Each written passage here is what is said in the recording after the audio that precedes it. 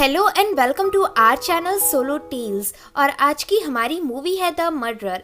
ये movie recently release हुई एक मर्डर मिस्ट्री मूवी है और इस मूवी के एंड का ट्विस्ट बाकी मूवियों से सबसे अलग है। तो चलिए शुरू करते हैं मूवी की बेसिक प्लॉट लाइन। तो मूवी की स्टार्टिंग में हम आइलैंड में बना एक वीरान सा फार्म हाउस देखते हैं। इस फार्म हाउस के अंदर अर्ल नाम का एक आदमी फंसा हुआ था। अर्ल काफी डरा हुआ और गंभीर हालत में था। इधर अर्ल धीरे धीरे दरवाजे की तरफ बढ़ता है। दरवाजे के उस तरफ कोई अर्ल का खतरनाक हथियार के साथ इंतजार कर रहा था। यहाँ अर्ल के दरवाजा खोलने से पहले ही ये सीन किसी के चिल्लाने की आवाज के साथ यहीं एंड होता है। फिर प्रेजेंट में हमें बताते हैं कि उस फार्म हाउस में रहने वाली फैमिली में से 7 फैमिली मेंबर्स एक ही रात में मारे गए हैं। मरने वालों में सबसे पहले थे जैंग, जो कि परिवार के मुखिया थे। दूसरी थी जैंग की सिस्टर मैरी। तीसरा था जैंग का बेटा काई। चौथा फैत नाम का आदमी था, जिससे जैंग की बेटी सारा का बहुत पहले तलाक हो गया था, लेकिन फिर भी ये लोग एक साथ रहते थे। पांचवी जैंग की बेटी काई की एक्स वाइफ तुक्ता और तुक्ता का नया फॉरनर हस्बैंड चार्ली थे। वहीं सबसे आखिरी यानी 7वां विक्टिम वहां पहुंचने वाला एक पुलिस ऑफिसर था। इस पूरी घटना में सिर्फ सारा और उसका हस्बैंड अर्ल ही बचे, जिसमें से शक की पूरी सुई अर्ल पर है कि उसी ने उन सबका मर्डर किया होगा। इस केस में काफी लोगों की जानें गई थी, इसलिए ये केस वहाँ के नामी पुलिस ऑफिसर मेजर डैन को दिया गया है। डैन इस तरह के कई सारे केसेस पहले भी निपटा चुके हैं। इधर डैन ने अपने पूछताछ के लिए सारा को बुलाया था, क्योंकि सारा ही पूरे मर्डर की इकलौती चश्मदीद गवाह थी। लेकिन सारा बताती है कि मर्डर वाली रात को वो अनकॉन्शियस हालत में थी और उसे अपने पति अर्ल पर पूरा यकीन है कि वो ऐसा घिनौना काम नहीं कर सकता। तब डैन सारा को शुरुआत से मर्डर वाले दिन की पूरी डिटेल्स बताने कहता है। इस पर सारा राजी होकर सब बताने लगती है और फिर मूवी फ्लैशबैक में जाती है। उस दिन सारा और उसका हस्बैंड अर्ल सारा के होम टाउन जा रहे थे।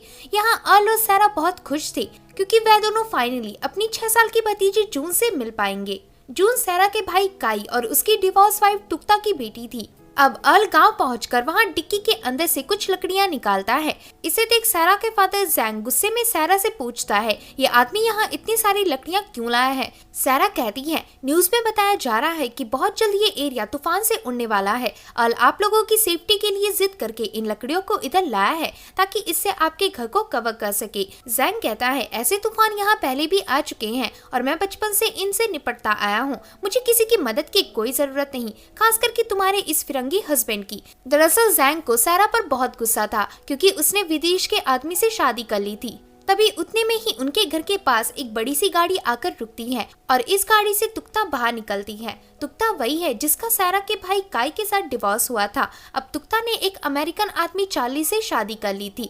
तुक्ता आती ही कहती है, मेरी बेटी जून कहाँ है? मैं उसे लेने आई हूँ। जून मेरे मकान में ज्यादा सेफ रहेगी। सारा कहती है, वो यहाँ हमारे साथ ज्यादा सेफ है, उसे कहीं जाने की जरूरत नहीं। तब तुक्ता आसपास नजर डालती है और तभी उसे सूखी लकड़ियों का ढेर दिखता है। इसे देख तुक्ता उनका मजाक उड़ाकर कहती है, कहीं तुम लोग इन लकड़ियों से तो तूफान से बचने की कोशिश नहीं करोगे?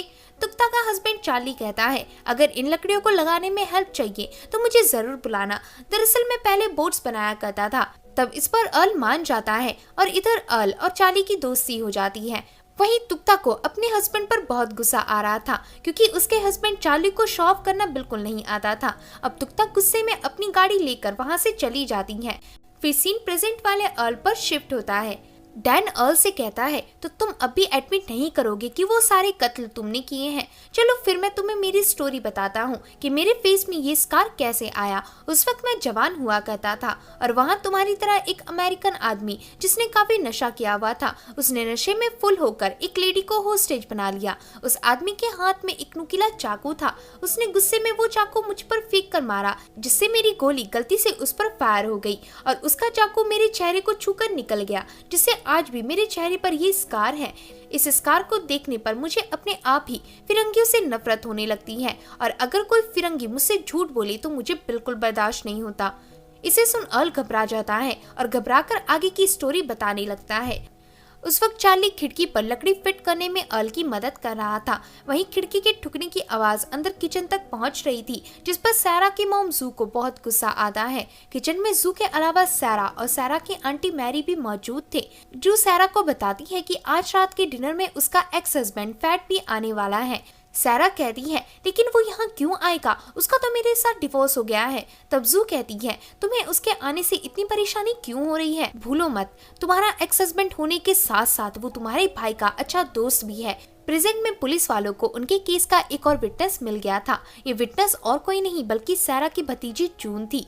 ऑफिसर डैन जून को थोड़ा हंसाता है जिससे जून कंफर्टेबल हो जाए। फिर इसके बाद डैन जून से कहता है अब आप मुझे एक छोटा सा सीक्रेट बताएंगी, जब आप मार्केट से लौटी थी तब क्या आपने अपने अंकल अर्ल को ग्रैंडपा या किसी के साथ लड़ते हुए देखा था।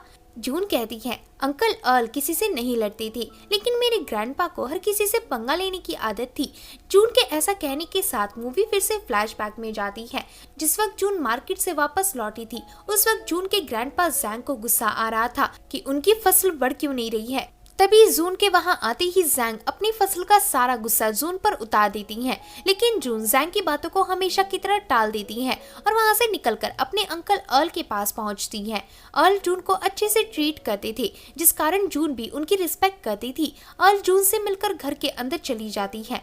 इस दौरान घर में सारा जून के बारे में पूछती है कि वो कैसी है। तब सारा की मॉम जू कहती है जून तो ठीक ही होगी, आखिर तुक्ता ने जून को पैदा करके हमारे ऊपर बोझ जो बना दिया है। सारा कहती है मॉम ऐसा मत कहिए। तभी वहाँ जून आ जाती है। जून सारा को देखते ही उन्हें दौड़कर गले लगा लेती है। तब सारा जून से कहती है मैं तुम्हारे लिए एक प्रेजेंट लाई हूँ लेकिन मैं तुम्हें इसे डिनर के बाद दूंगी, तब तक के लिए हम एक लॉन्ग राइड में चलेंगे। आगे सारा जून के साथ उसकी कार में होती है। तभी रास्ते में एक ढलान आता है जिससे गाड़ी पीछे जा रही थी। इसे रोकने के लिए सारा ब्रेक लगाती है और तभी गाड़ी वहीं रुक जाती है। इधर गाड़ी के सामने से ही जैमी नाम का लड़का गुजर रहा था। जैमी को देखते ही जून गाड़ी से बाहर आकर जैमी के पास चली जाती है। जैमी और जून बहुत अच्छे दोस्त थे। अब प्रेजेंट में हमें एक हॉस्पिटल दिखाया जाता है। इस हॉस्पिटल में सारा की मॉम जू एडमिट थी। जू बार बार कह रही थी मेरा हस्बैंड मर गया है, अब मेरे जीने का कोई फायदा नहीं, मुझे भी मर जाने दो। ऑफिसर डैन कहता है तुम मेरी तहकीकात खत्म होने से पहले नहीं मर सकती क्योंकि तुम्हारी बेटी से इन्वेस्टिगेट करना बेकार है। मुझे उससे पूछताछ करने पर भी अर्ल के खिलाफ कुछ नहीं मिला। जू कहती है सारा की बातों पर भरोसा मत कीजिए, वो हमेशा अर्ल का ही साथ देगी। एक बार मैंने किचन में काम करते वक्त सारा को फॉर्च्यून टेलर की बात याद दिलाई थी। दरअसल उस फॉर्च्यून टेलर ने सारा के बचपन में ही प्रिडिक्ट कर दिया था कि अगर सारा की शादी किसी अंग्रेज से होगी तो सारा 30 साल के होते होते विधवा हो जाएगी और फिलहाल सारा 29 की है। लेकिन सारा ने इस प्रिडिक्शन को बिल्कुल नहीं माना। अब डैन ये बात जानकर सारा से इंट्रोगेशन रूम में कहता है तुमने मुझसे फॉर्च्यून टेलर की प्रिडिक्ट के बारे में क्यों छिपाया। सारा कहती है किसी प्रिडिक्शन का इस केस से क्या लेना देना। डैन कहता है हो सकता है कि इस प्रिडिक्शन से तुम्हारे हस्बैंड को उसके प्लान का आइडिया आया हो। ऐसा कहकर डैन सारा को एक इंश्योरेंस पेपर दिखाता है जो उसे उन्हीं के फार्म हाउस से मिला था। डैन कहता है इस इंश्योरेंस को अर्ल ने बनवाया था। इसके मुताबिक अगर तुम्हारी डेथ होती है तो काफी मोटा पैसा अर्ल को चला जाएगा। सारा कहती है मुझे इस इंश्योरेंस के बारे में अर्ल ने नहीं बताया था।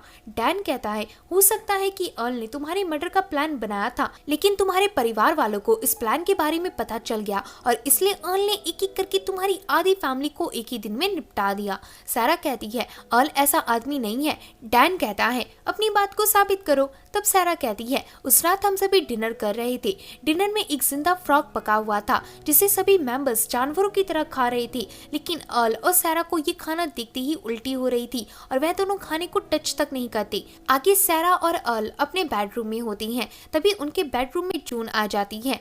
जून यहाँ अपना गिफ्ट लेने आई थी जिसका सारा ने प्रॉमिस किया था। तब अर्ल जून को उसका गिफ्ट देता है। ये गिफ्ट एक ब्रांड न्यू फोन था। इधर अर्ल सारा को बताता है कि इस फोन से वो किसी की भी वीडियो या फोटो ले सकती है। तब इस फोन को लेकर सारा बहुत खुश होती है और उन दोनों को हक करके वहाँ से चली जाती है। अब यहाँ ये दोनों रोमांटिक होने ही वाली होती हैं कि तभी सारा को उसके भाई और एक्स हस्बैंड की जोर जोर से गाने की आवाज आती है। इसे सुन सारा उन दोनों को चुप कराने जाने लगती है, लेकिन इतने में ही वहाँ पर पावर आउटेज की प्रॉब्लम हो जाती है। तब अर्ल सारा से कहता है तुम इधर ही रुको, मैं इस प्रॉब्लम को ठीक करके आता हूँ। सारा कहती है क्या मैं भी तुम्हारे साथ चल सकती हूँ। तब अर्ल सारा को वहीं रुककर उसका इंतजार करने कहता है और कमरे से बाहर चला जाता है। कमरे से बाहर जाते ही सारा को ऐसी आवाजें आती हैं जैसे अर्ल उसके भाई और एक्स हस्बैंड को हथौड़े से पीट रहा हो। सारा का भाई काई डर से चिल्लाते हुए कह रहा था, अर्ल हमें मार डालेगा, वो पागल हो गया है। लेकिन ये आवाज सुनकर भी सारा बाहर जाने की हिम्मत नहीं जुटा पाती। अब सारा इंश्योरेंस पेपर में नोटिस करती है कि उसमें ना ही अर्ल के और ना ही सारा के खुद की साइन है, मतलब ये इंश्योरेंस मान्य नहीं है और रद्दी कागज जैसे हैं। इंश्योरेंस को देखकर डैन कहता है, तुम बस अपने हस्बैंड को बचाने की कोशिश कर रही हो, शायद इस मर्डर में तुम उसकी साथी हो। सारा कहती है, ये नामुमकिन है, आखिर मैं अपने परिवार को मारने वाले का साथ क्यों दूंगी। तभी हमें आगे का फ्लैशबैक दिखाते हैं। इधर सारा के भाई और एक्स हस्बैंड फैट के चिल्लाने की आवाज आनी अचानक से बंद हो जाती है। आवाज बंद होते ही सारा खिड़की से बाहर झांककर देखती है, तब उसे उसकी फैमिली ट्रक को कोई ले जाता हुआ दिखता है। आगे सारा नॉक करने पर दरवाजा खोलती है तो बाहर अर्ल था जिसे काफी चोटें लगी हुई थी। सारा कहती है, ये कैसे हुआ। अर्ल कहता है, ये सब एक एक्सीडेंट था। ऐसा कहकर अर्ल सारा से एक बड़ा सा टॉवल मांगता है ताकि अपना खून रोक सके। तब सारा कबर्ड से एक टॉवल निकालकर अर्ल के सर पर लगाती है क्योंकि अर्ल के सर पर चोट लगी थी। फिर अचानक से सारा को उसके फादर जैंग के चिल्लाने की आवाज आती है और ये सीन यहीं एंड हो जाता है। अब ऑफिसर डैन जून से पूछता है, क्या तुमने 8 बजे के करीब घर से अपने दादाजी के चिल्लाने की आवाज सुनी थी। तो जून इस पर हाँ करती है। फ्लैशबैक में दिखाते हैं कि जून उस वक्त के कमरे में छिपी हुई थी और उसने अपने दादाजी जैंग को चिल्लाते हुए देखा था। जैंग के हाथ में एक खून से रंगा हुआ कपड़ा था जिसे लेकर वो बार बार अर्ल का नाम ले रहे थे और कह रही थी, अर्ल ने मेरे बेटे को मार डाला। इस कपड़े को जैंग अपनी वाइफ जू को दिखाता है और उसे बताता है कि मैंने अपनी आंखों से अर्ल को देखा जो मेरे बेटे पर हथौड़े से हमला कर रहा था और फिर उसने उसे मार डाला। तो इसे सुन जू अपने हस्बैंड को लेकर मैरी के दरवाजे के पास जाती है। मैरी ने इस वक्त अपने चेहरे पर मास्क चढ़ा रखा था। जू मैरी को बताती है कि अर्ल ने मेरे बेटे और फैट को मार डाला, शायद अब वो एक एक करके हम सभी को भी मार डालेगा, इसलिए हमें इस घर से निकलना होगा। अभी हमारे घर की सिर्फ एक ही मेंबर सारा बची है, उसे भी हमें उसके कमरे से ले आना चाहिए। तब मैरी इन्हें रोककर कहती है, जरा सोचो अगर हमारे वहां पहुंचने से पहले ही अर्ल आ गया। जैंग कहता है, सही कहा, हमें अपने साथ कोई हथियार अपनी प्रोटेक्शन के लिए रख लेना चाहिए। आगे ये तीनों हथियार के नाम पर झाड़ू और छोटी मोटी चीजें रखकर आगे बढ़ने लगती हैं। तभी एक जगह पहुंचते ही इन पर कोई जोर से लाइट की रोशनी मारता है। असल में ये सारा थी। सारा फर्स्ट एड किट लेने नीचे आई थी। इधर जैंग सारा को देखकर बताता है, तुम्हारा हस्बैंड किलर है, उसने काई और फैट का कत्ल कर दिया है। सारा कहती है, आप लोग ऐसा कैसे कह सकती हैं। तब आंट मैरी सारा को खून से रंगा टी शर्ट दिखाती है। सारा कहती है, ये टी शर्ट तो अर्ल की है, उसका काम करते वक्त एक्सीडेंट हुआ है। जैंग कहता है, जब मैं कह रहा हूँ अर्ल ने मर्डर किया है मतलब किया है, तुम बाहर आकर खुद देख सकती हो। सारा कहती है, ठीक है, अगर मर्डर हुआ होगा तो डेड बॉडी जरूर होगी, मैं डेड बॉडी देखने जा रही हूँ। तब तक के लिए आंट मैरी मेरा फर्स्ट एड किट ढूंढ देगी। ऐसा कहकर सारा घर से बाहर आती है। बाहर आते ही सारा को टूटा हुआ कांच दिखता है। इसे देख सारा कहती है, जैसा मैंने कहा था, शायद इसी कांच से अर्ल के सर पर चोट लगी होगी। ऐसा कहकर सारा आसपास देखती है लेकिन वहाँ कोई डेड बॉडी नहीं होती। सारा कहती है, यहाँ से ट्रक भी गायब है, शायद काई और फैट ट्रक लेकर चले गए होंगे और वापस आते ही होंगे। जैंग कहता है, ऐसा भी तो हो सकता है कि उस ट्रक को अर्ल लेकर गया हो उन दोनों की लाश ठिकाने लगाने के लिए। सारा कहती है, अर्ल इस वक्त मेरे ऊपर वाले कमरे में सो रहा है, वो ऐसा नहीं कर सकता। तभी उतने में ही ऊपर से मैरी की लाश नीचे गिरती है जिसे देख तीनों घबरा जाते हैं। अब प्रेजेंट में मैरी की डेड बॉडी को मेजर डैन देखते हैं। तभी डैन को मैग्नीफाइंग ग्लास से देखने पर मैरी की उंगलियों में खून लगा दिखता है।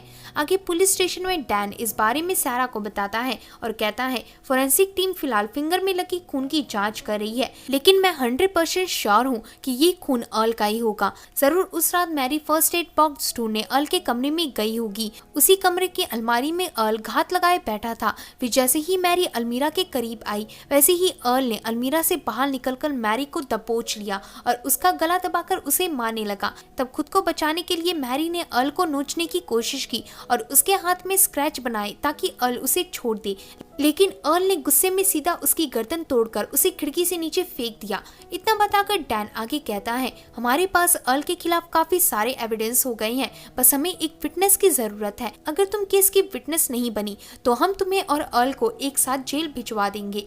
सारा कहती है, मैं सच कह रही हूँ, मैं इस बारे में ज्यादा कुछ नहीं जानती, फिर भी मैं इतना बता सकती हूँ कि आंट मैरी की गर्दन टूटने के पीछे अर्ल का कोई हाथ नहीं था।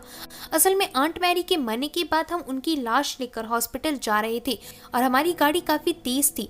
तभी कंस्ट्रक्शन की वजह से रास्ता बंद होने के कारण हमें अचानक से गाड़ी रोकनी पड़ी, जिस कारण एकदम से गाड़ी को झटका लगा और इसी झटके में मैरी की गर्दन टूट गई।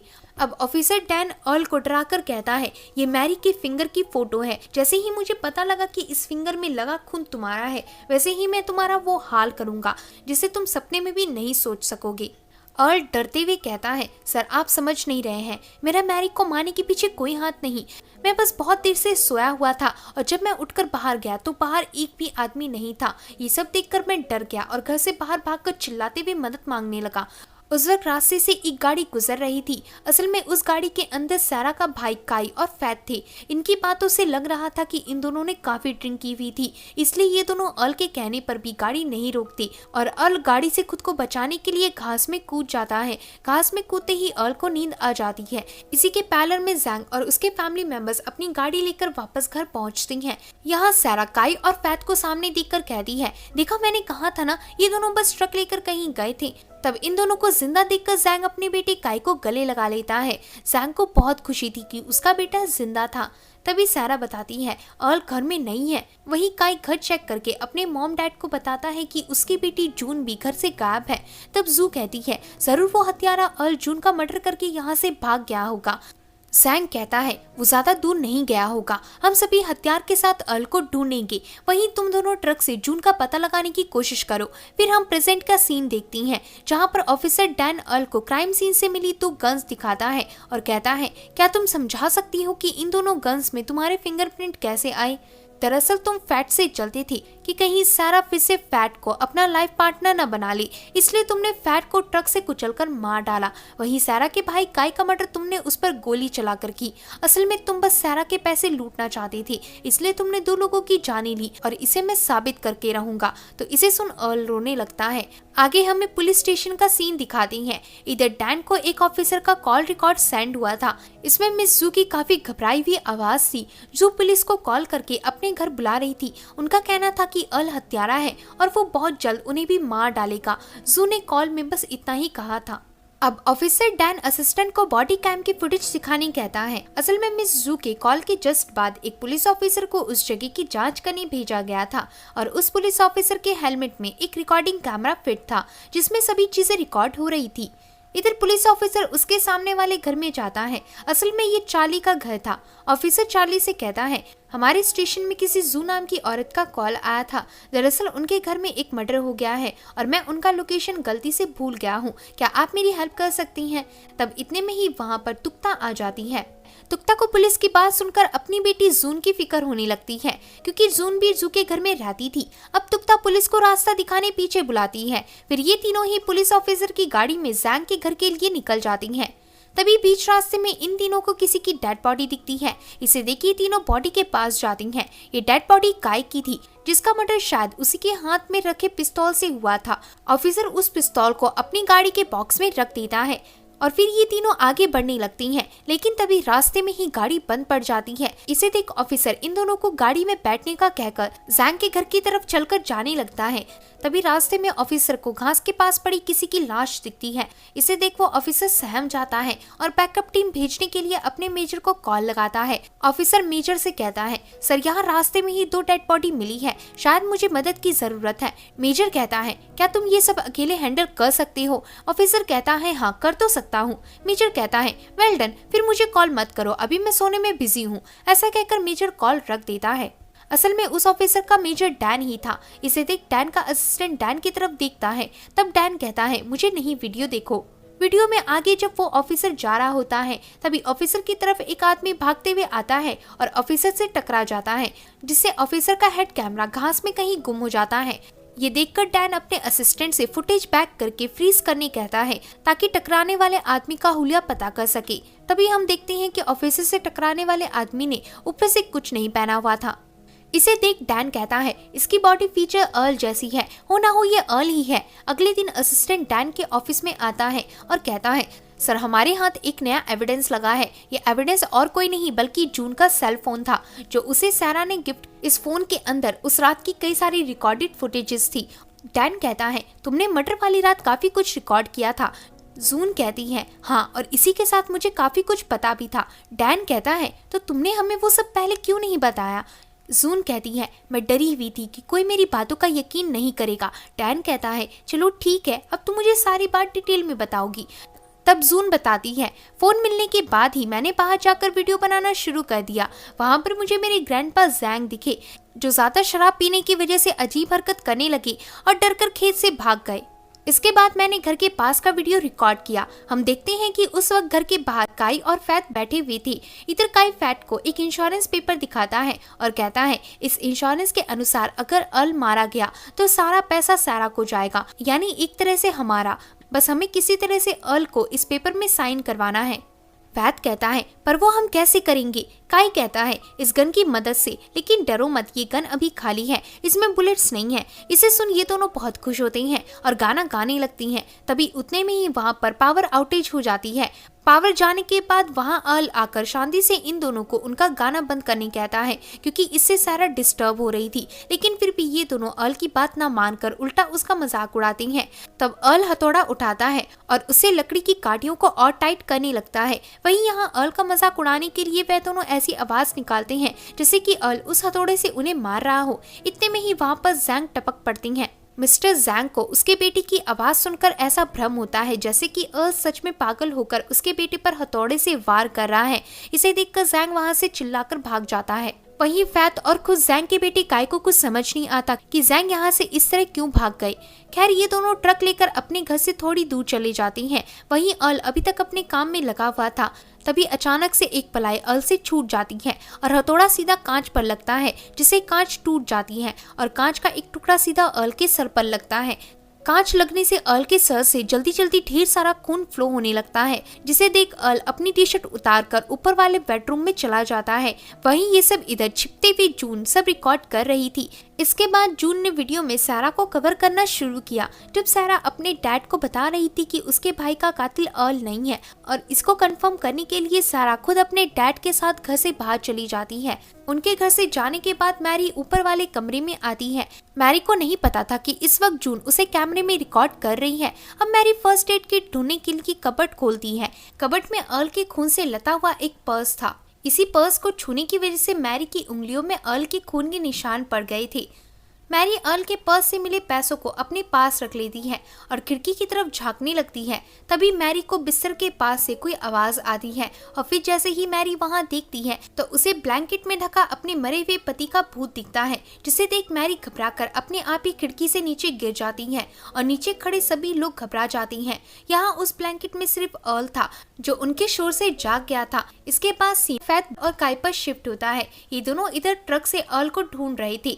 दोस्तों ये वही सीन था जिसमें अर्ल इनकी गाड़ी से मरते मरते बचा था और बेहोश हो गया था। वहीं इनके घर पहुंचने के बाद इनके फादर जैंग ने अर्ल को ढूंढने बोला था। ये दोनों इधर अर्ल को ही ढूंढ रहे होते हैं और तभी इन्हें घास के बीच अर्ल दिख जाता है। ये दोनों अर्ल को गाड़ी से कुचलने की कोशिश करती हैं, लेकिन ढलान की वजह से इनकी ट्रक और नीचे नहीं जा सकती थी। इसलिए काई गाड़ी से बाहर निकलकर फैत से कहता है तुम इधर रुककर इस पर नजर रखो, कहीं ये भाग ना जाए, तब तक मैं इसे मारने के लिए एक रस्सी लेकर आता हूँ। ऐसा कहकर काई चला जाता है। लेकिन इधर फैट शांति से रुकने वाला नहीं था। उसे भी अर्ल से अपनी पर्सनल दुश्मनी का बदला लेना था। इसलिए फैट अपने ट्रक में रखी काई की खाली पिस्तौल निकालता है और उसमें बुलेट भरकर अर्ल की तरफ बढ़ता है। फैट का सोचना था कि अर्ल के मर जाने के बाद सैरा फिर से उसकी हो जाएगी, लेकिन यहाँ अर्ल पर गोली चलाने से पहले ही काई की ट्रक ढलान से नीचे धंसने लगती है, जिसे उठाने के चक्कर में फैट खुद उस ट्रक के पहिए से दबकर मर जाता है। फिर इसके जस्ट बाद अर्ल होश में आता है। अर्ल अपने साइड में फैट को देखकर उसकी डेड बॉडी को बाहर निकालने की कोशिश करता है, पर अब तक फैट मर चुका था। तभी फैट के हाथ में अर्ल को एक गन मिलती है। अर्ल समझ नहीं पाता कि फैट इससे क्या करने की कोशिश कर रहा था। खैर इसके बाद अर्ल मदद चिल्लाते हुए आसपास भागने लगता है। तभी रास्ते में ही अर्ल को काई पकड़ लेता है। काई को रस्सी नहीं मिली थी, इसलिए वो शॉवल लेकर आया था। काई शॉवल से अर्ल को मारने ही वाला होता है कि तभी अर्ल उसे गन दिखाकर रोक लेता है। तब काई बड़ी चालाकी से उस गन को नीचे फेंक देता है और अपने शोवल से मारकर अर्ल को भी नीचे गिरा देता है। काई अपनी गन उठाकर कहता है, तुम मुझे मेरी इस गन से मारना चाहते थे, जबकि इसमें तो गोली ही नहीं है। ऐसा बोलकर काई खुद पर वो गोली चला लेता है और अपने आप ही दुनिया से निकल लेता है। वहीं ये सब देखकर अर्ल की हालत और खराब हो गई थी और अब अर्ल और तेजी से भागने लगता है। दूसरी तरफ जैंग भी जून की तलाश में ट्रक के पास पहुंचते हैं। इधर जैंग को लगता है कि उसका बेटा लापरवाही में ट्रक को यहीं छोड़कर चला गया है, इसलिए वो खुद उस ट्रक के अंदर बैठकर ट्रक को ढलान से निकालने की कोशिश करता है। लेकिन जैंग इस बात से अनजान था कि वो ट्रक का टायर फैट की लाश की वजह से फंसा हुआ है। यहाँ जैंग किसी तरह गाड़ी को ढलान से बाहर निकालकर अपने घर वापस पहुँचती है। घर आती ही जैंग की वाइफ जैंग को अर्ल समझकर उन पर हमला कर देती है। जैंग की वाइफ जैंग को बताती है कि काई या फैट में से कोई भी काफी समय से वापस नहीं लौटा है, इसलिए मैंने घबराकर पुलिस को कॉल कर दिया। पुलिस बहुत जल्द यहाँ आती ही होगी। अब सीन तुक्ता और उसके हस्बैंड चार्ल्स पर शिफ्ट होता है, जो 10 मिनट से पुलिस ऑफिसर के कहने पर गाड़ी में ही बैठे हुए थे, पर अब इनसे रहा नहीं जा रहा था, इसलिए ये दोनों बाहर जाने का फैसला करते हैं और सेफ्टी के लिए अपने साथ पुलिस ऑफिसर की हत्याई हुई गन ले जाती हैं। अब ये दोनों गन लेकर जैंग के घर की तरफ जा रहे थे। वहीं इस दौरान अर्ल घर वापस आ गया था। अर्ल के हाथ में काई की कुल्हाड़ी थी, जिसे लेकर अर्ल अपने कमरे में चला जाता है। अर्ल के जाते ही एक बेंच के नीचे से जैंग और उसकी वाइफ निकलते हैं। ये दोनों अब भी अर्ल को ही किलर समझकर उसे मारने में तुले हुए थे। यहाँ इन दोनों के प्लान करने की आवाज उधर अर्ल को सुनाई दे रही थी, जिससे अर्ल और भी ज्यादा डर गया था। अर्ल को ऐसा लग रहा था कि बाहर कोई उसे मारना चाहता है। इसके लिए अर्ल अपनी कुल्हाड़ी लेकर दरवाजे की तरफ बढ़ने लगता है। दोस्तों, ये वही सीन था जो हमने मूवी की स्टार्टिंग में देखा था। यहाँ लकीली अर्ल दरवाजे का डोर नहीं खोलता, जिससे अर्ल की जान बच जाती है, लेकिन उतने में ही जैंग को कोई टच कर देता है, जिसे घबराकर जैंग बगैर कुछ देखे वो फॉग सामने वाले आदमी पर घुसा देता है। असल में सामने मिस्टर चार्ली थे, जो काफी मुश्किल से जैंग के घर पहुंचे थे। चिल्लाने की आवाज सुनकर अर्ल दरवाजा खोलता है और चार्ली की लाश देखकर घबराते हुए पीछे वाली खिड़की तोड़ने लगता है ताकि वहां से भाग सके। तब इतने में ही वहां पर तुक्ता आ जाती है। तुक्ता अपने हस्बैंड की लाश देखकर कहती है, मैं इसकी कंप्लेंट पुलिस से करूंगी, तुम सब किलर हो। तो इसे सुन जैंग अपना फॉग फिर से उठाता है और तुक्ता पर भोंक देता है, जिसे तुक्ता भी वहीं मर जाती है।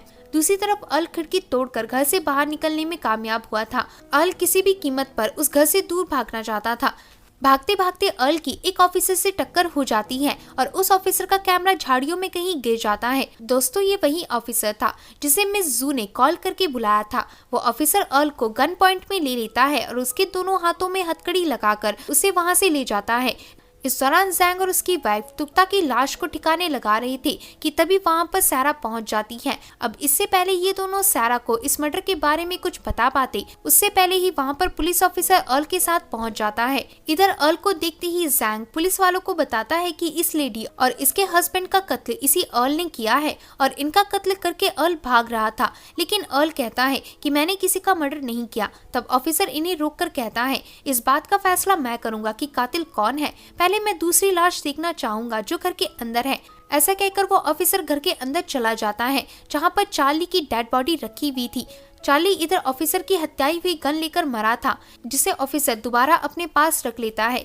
इधर ऑफिसर जमीन में किसी की फुटप्रिंट नोटिस करता है। ये फुटप्रिंट आगे चलकर मिस्टर जैंग तक आकर खत्म हो रही थी। मतलब ऑफिसर जान गया था कि जैंग उन दोनों लोगों का किलर है।